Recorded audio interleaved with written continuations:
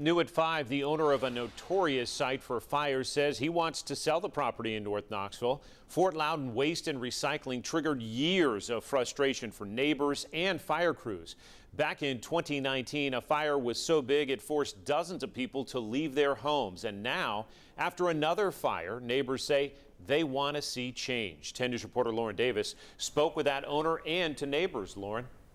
John, this is the scene of last week's fire at the Fort Loudon Waste and Recycling Center.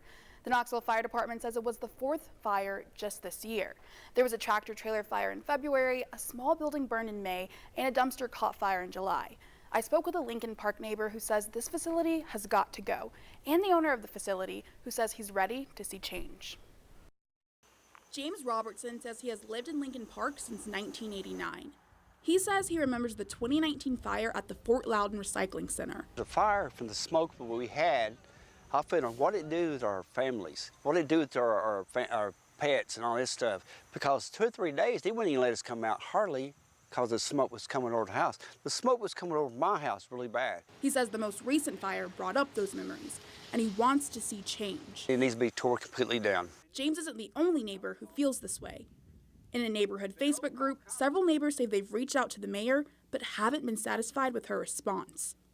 In an emailed statement to a neighbor, Knoxville Mayor India Kincannon says she shares the frustration and was concerned when she heard another fire started.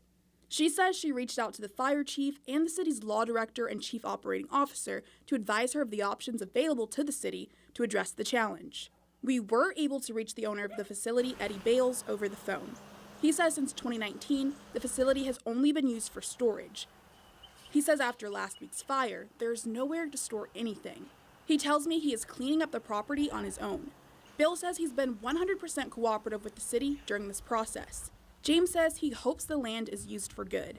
I wanted something for our neighborhood, Lincoln Park, like a park or housing.